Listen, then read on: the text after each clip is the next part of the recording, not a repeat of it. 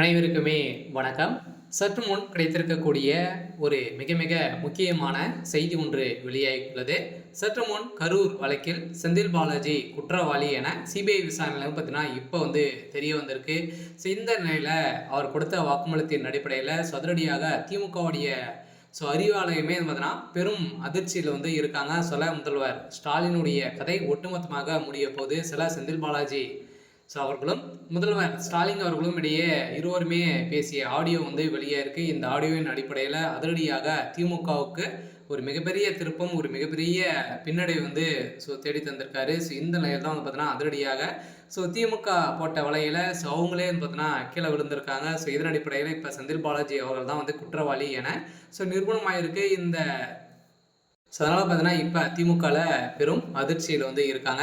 இதை பற்றி இந்த வீடியோவில் நம்ம முழுமையாக பார்க்கலாம். அதுக்கு முன்னாடி நம்ம சேனலுக்கு இப்போ தான் நீங்கள் முதல் முறையாக வந்திருக்கீங்க அப்படின்னா மறக்காமல் நம்மளுடைய சேனலை சப்ஸ்கிரைப் பண்ணி சப்போர்ட் பண்ணுங்கள்.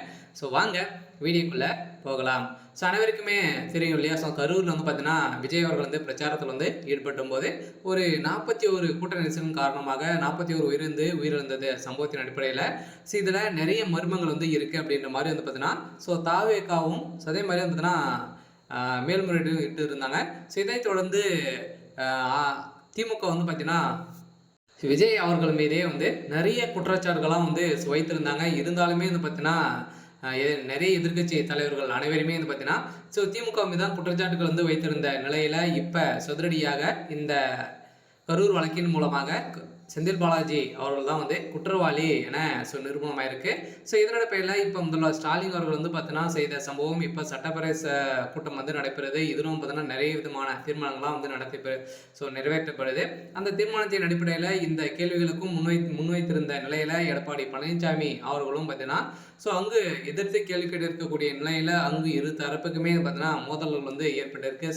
சட்டப்பேரவையிலே ஒரு மிகப்பெரிய பிரச்சனையாக எழுந்திருக்கு. இருந்தாலுமே இப்போ ஸ்டாலின் அவர்கள் பார்த்தீங்கன்னா இதற்கு விளக்கம் அளித்த ஸ்டாலின் அவர்கள் இப்போ இதற்கு பொய்யான ஒரு தகவலை பரப்பிட்டு வராங்க. இதுக்கு அனைத்துக்குமே திமுகவுடைய அரசு தான் பொறுப்பேற்க வேண்டும் அப்படின்ற மாதிரி இப்போ அதிரடியாக ஆளுநர் RN ரவி அவர்களுக்கு இடையே ஒரு மிகப்பெரிய சம்பவம் நடந்திருக்கு. பார்த்தீங்கன்னா அதிரடியாக சபாநாயகர் அப்பாவும் பார்த்தீங்கன்னா இது மாதிரி தான் தீர்ப்பு வழங்கியிருக்காங்க. கட்டாயம் திமுகவுடைய கதை முடிய போது முதல்வர் ஸ்டாலின் அவர்களுக்கும் செந்தில் பாலாஜி அவர்களுக்கும் பார்த்தீங்கன்னா அதிரடியாக ஒரு மிகப்பெரிய சம்பவம் காத்திருக்கு. இருந்தாலுமே செந்தில் பாலாஜியுடைய அரசியல் வாழ்க்கைக்கே ஒரு முற்றுப்புள்ளியை வைக்கும் விதத்தெல்லாம் இப்போ சம்பவம் நடந்திருக்கு. இருந்தாலுமே என்ன நடக்க போகுது அப்படின்றத வெயிட் பண்ணி பார்க்கலாம்.